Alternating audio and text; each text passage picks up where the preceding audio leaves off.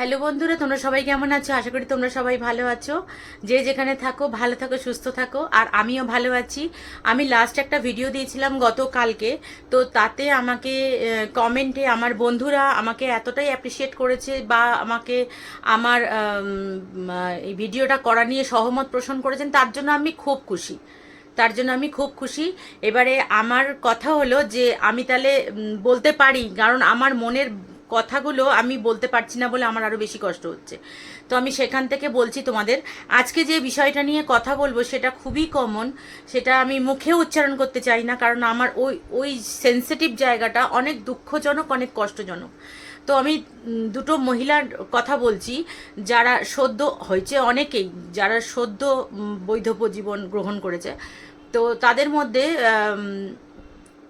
একটি হচ্ছে খুব কম বয়সী মেয়ে, আর একটি হচ্ছেন আমার বয়সী বা আমার থেকে একটু ছোট বড় হতেই পারে, সেটা কোনো বিষয় নয়।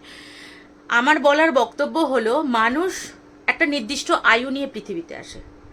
তো আমরা হচ্ছি সবাই এই রঙ্গমঞ্চের খেলার পুতুল। যার যখন খেলা শেষ, ভগবান ডাক আসবে, চলে এসো, তোমার খেলা শেষ, তুমি চলে এসো। সে হতে পারে স্বামী আগে যাবে, হতে পারে স্ত্রী আগে যাবে, এটা কোনো বড় বিষয় নয়। তো যেখানে স্বামী চলে গেছে, আমি দেখলাম একটি মেয়েকে নেল পলিশ পরা নিয়ে কটাক্ষ করা হয়েছে। মেয়েটির বয়স যথেষ্ট কম, তাকে পাড়া প্রতিবেশী, ঘরের লোক, তার বোন, যে কোনো কেউ নেল পলিশ পরাতেই পারে। স্বামী চলে গেছে মনে বলে তার জীবন থেকে সব কিছু চলে যাবে, এটা কি মানা যায়? আমি মানতে পারি না। কারণ আমার মাকে আমরা দুই বোন কখনো সাদা শাড়ি পরতে দিই না। আমার মাকে আমরা দুই বোন কখনো মাছ খাওয়া, মাংস খাওয়া থেকে বিরত রাখতে পারি না। কারণ আমার মা এখন আর মাংস খান না, কিন্তু আমরা জোর করে মাকে খাওয়াতাম। এখন মা বয়স হয়েছে, তো এখন উনি বলেন আমার শরীর ঠিক নিতে পারে না, আমাকে দিবি না, খাবো না। কিন্তু জানেন, আমার মাকে আমরা মাছ খাওয়া থেকে বারণ করিনি কখনো। আমার মাকে আমরা বলতাম বৈধব্য জীবনের ওই হব্বিসি করা মানে ওই যে এক সিদ্ধ ভাত খায় না একাদশী দিনে, তোমার মন না চাইলে আমি তোমাদের করাবো না। মা করতে চেয়েছিল, একাদশীটা আমার মা করেছিলেন, তারপর থেকে বন্ধ করে দিয়েছি। আমরা দুই বোনে মিলে কোনোদিনও সাদা শাড়ি পরতে দিইনি। কিন্তু জানো, আমার এত খারাপ লাগছে আজকে, একটি মা তার সন্তানদের কাছে মানে কিছু হয়তো খেয়েছে, খাওয়া নিয়ে একজনকে বলা হয়েছে, একজনকে নেল পলিশ পরা নিয়ে বলা হয়েছে। আজকে 2024, সমাজ আমাদের অনেকটা উন্নত। সেখানে ছেলে মেয়ে সমানভাবে আমরা অধিকার বিচার করি। ছেলে মেয়ে একসঙ্গে বড় হচ্ছে, আমরা ছেলেকেও যে চোখে দেখি, মেয়েকেও সেই চোখে দেখি। কিন্তু এখনো কিছু মানুষের মধ্যে আছে যে এইসব জিনিসগুলো নিয়ে বলতে হয়। তাকে একটু শান্তিতে থাকতে দিতে নেই, তাকে একটু বাঁচতে দিতে নেই। তার তো সর্বস্ব চলে গেছে। একটা স্বামী চলে যাওয়া মানে একটা স্ত্রীর কাছে সর্বস্ব চলে যাওয়া। কত বছরের সম্পর্ক ছিন্ন হয়ে গেছে, তাহলে কেন তাকে কটাক্ষ করে তাকে কষ্ট দেওয়া? এগুলো কেন করা হচ্ছে? এগুলো তোমরা বন্ধ করো, কারণ শিক্ষিত সমাজের কিছু অশিক্ষিত মানুষ আছে, তারাই এইগুলো করে। একটু চিন্তা করো, এই বৈধব্য জীবন প্রত্যেকের ফ্যামিলিতে কেউ না কেউ আছে। প্রত্যেকের ফ্যামিলিতে আমাদের কেউ না কেউ আছে। তো এইটা নিয়ে, আর সব থেকে বড় কথা হলো, যিনি বলেছেন তিনি একজন পুরুষ মানুষ। তাহলে তাকে আমি প্রশ্ন করতে চাই যে কোনো পুরুষ মানুষের যদি স্ত্রী মারা যায়, কটা মানুষ প্রশ্ন করে তাকে যে তুমি কেন খাবে, তুমি কেন বেরোবে, কেন তুমি সাদা জামা কাপড় পরবে না? এই প্রশ্ন কেন করা হয় না? এটা আমার প্রশ্ন। কারণ আমি মনে করি প্রত্যেকটা মানুষের স্বাধীন মতো বাঁচার অধিকার আছে। যে যার জীবন নিয়ে এসছে, যে যার জীবনের আয়ু নিয়ে এসছে। এই যে বিবাহিত বন্ধন, এটা তো পৃথিবীতে এসেই হয়েছে, আর মানুষই করেছে।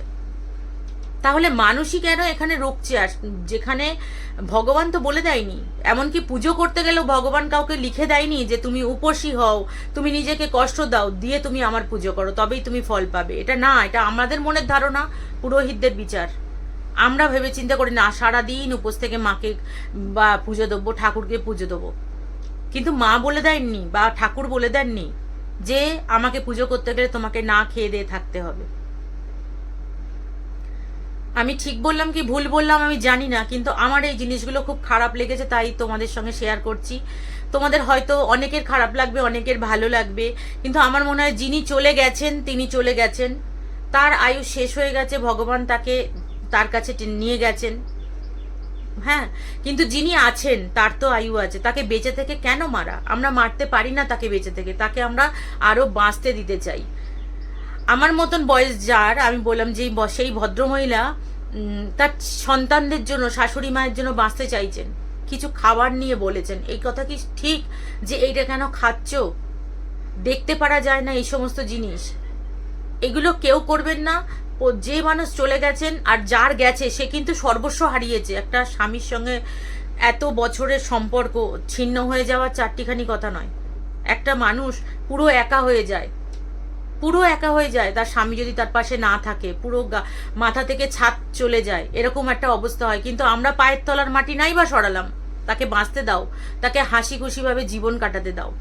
আমার এই ভিডিওটা করা সেই জন্য, কারণ আমার খুব খারাপ লেগেছে। আমি এই ভিডিওগুলো চোখে পড়ে আমার, আমি দেখি আর আমার মনে হয় আমি সবার সামনে বলবো, তাই বললাম। যদি আমার ভিডিওটা ভালো লাগে তোমরা লাইক করো, কমেন্ট করো, আর হ্যাঁ শেয়ার করো, সবার মাঝখানে ছড়িয়ে দাও, যাতে প্রত্যেকের মানুষের মধ্যে এই জিনিসগুলো না আসে যে এইসব মানুষকে কটাক্ষ করতে হবে বা এইসব মানুষকে বাঁচতে দেওয়া যাবে না, এরকম যেন কারোর মনের মধ্যে না আসে। তাদেরকে হাসি খুশিভাবে বাঁচতে দাও, নিজেরাও বাঁচো, তাদেরকেও বাঁচতে দাও। আর সবচেয়ে একটা কথা বলি, বড় কথা হলো যে যখনই আমি কাউকে বলবো না, তখন নিজের ফ্যামিলিকে দিয়ে রিলেট করো, তাহলে দেখবে বলতে পারবে না। আজকে যদি আমার ফ্যামিলিতে উনি থাকতেন, আজকে যদি আমার আত্মীয় কেউ উনি হতেন, পারতাম বলতে? পারতাম না। আর আমরা আমার মাকে দিয়ে তোমাদের বিচার করে বলছি, আমার মাকে আমরা কখনো বৈধব্য জীবন মানে ওইভাবে সাদা শাড়ি পরতে হবে, এই আঁশ খাওয়া যাবে না, এইভাবে করতে পারবে না, সবসময় মালা জপতে হবে, এইটা কখনো আমরা দুই বোন করিনি। আমার ভাই নেই, কিন্তু আমরা দুই বোন আমার মাকে এইভাবে রেখেছি। তো আমি চাইবো সব ছেলেমেয়েরা পাশে থাকো আর তাদেরকে মনোবল যোগাও, আর কারোরকে এরকম করো না, কষ্ট দিও না, এত কষ্ট দিও না। এইটুকু জীবন, যতদিন আছো ভালো করে বাঁচো, বাঁচতে দাও সবাইকে। চলো আজকের মতো টাটা। অনেক বড় হয়ে গেল কথাটা, যদি ভুল কিছু বলে থাকি, আমার মনে হয় আমি ভুল কিছু বলিনি, তাহলে তোমরা নিজে গুণে ক্ষমা করে দিও। কিন্তু আমি ভুল বলিনি, এটুকু আমি তোমাদের বলে দিচ্ছি। আমি যেটুকু বলেছি সজ্ঞানে বলেছি, সজ্ঞানে বলছি। আজকের মতো টাটা। পরে আবার তোমাদের আবার নতুন একটা ব্লগ নিয়ে চলে আসবো। দেখো তোমরা অ্যাপ্রিসিয়েট করছো, আমার খুব ভালো লাগছে। এইভাবে আমার পাশে থেকো, পারলে আমার ভিডিওটা শেয়ার করে দিও, লাইক কমেন্ট শেয়ার, আর একটু সাবস্ক্রাইব করে দিও।